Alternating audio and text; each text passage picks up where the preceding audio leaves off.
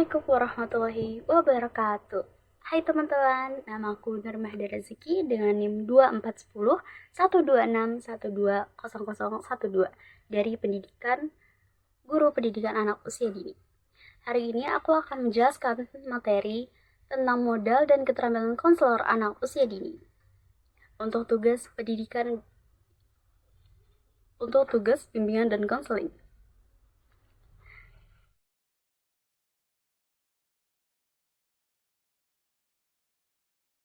Zaman sekarang, pendidikan anak usia dini atau PAUD itu bukan cuma fokus mengajarkan anak baca, nulis, atau berhitung saja, tetapi juga penting untuk memberikan bimbingan dan konseling sejak dini.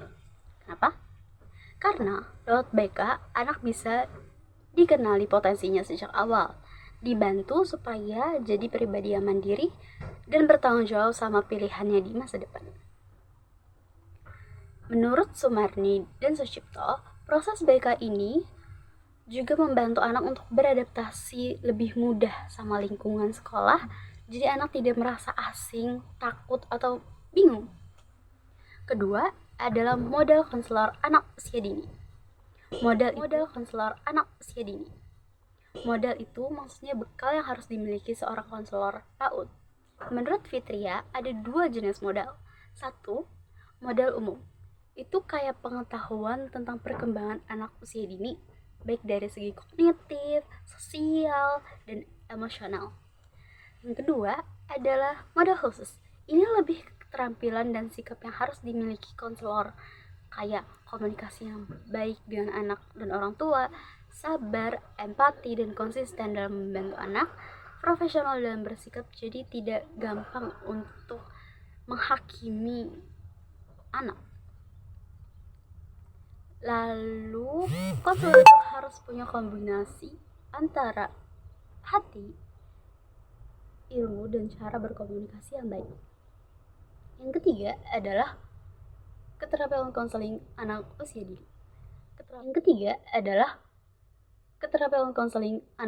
dini. Keterampilan itu sama modal itu beda.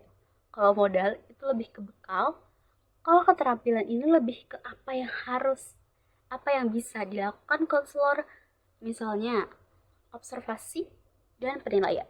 Konselor harus bisa melihat dan menilai kondisi anak secara mendalam. Jadi nggak cuma tampilan luar aja. Terus itu ada intervensi dan konsultasi. Konselor harus bisa bikin strategi bagaimana cara untuk membantu anak keluar dari masalahnya, dan itu dilakukan bersama guru dan orang tua. Lalu ada komunikasi yang efektif. Komunikasi efektif ini kita harus bisa berbicara dengan anak, orang tua, dan guru dengan cara yang jelas dan penuh pengertian. Selanjutnya ada guru sebagai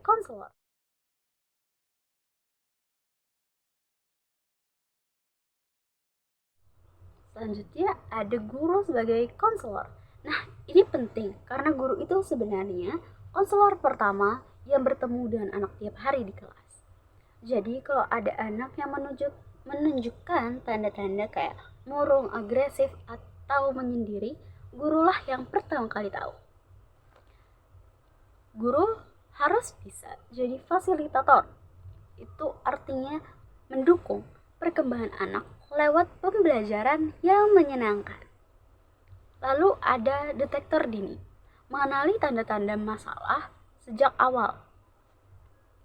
Lalu ada kolaborasi, artinya bekerja sama dengan konselor untuk membuat solusi yang paling tepat.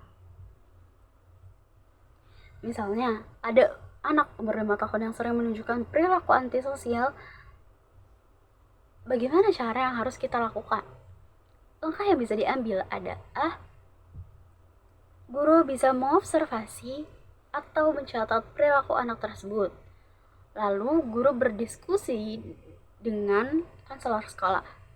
Konselor dan guru bersama-sama bikin intervensi, contohnya mengajak anak bermain dengan mainan edukatif. Lalu bisa juga dengan membaca menceritakan cerita yang penuh pesan sosial.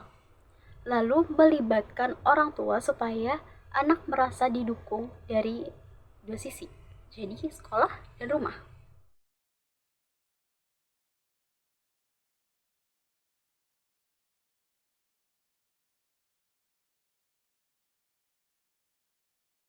Simpulan.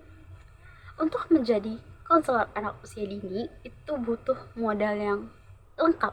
Pengetahuan, sikap, keterampilan. Guru harus punya peran penting sebagai konselor pertama.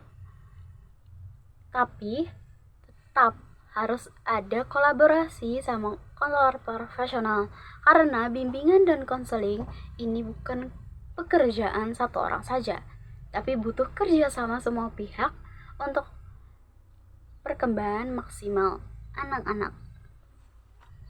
Sekian penjelasan dari aku, semoga bisa bermanfaat.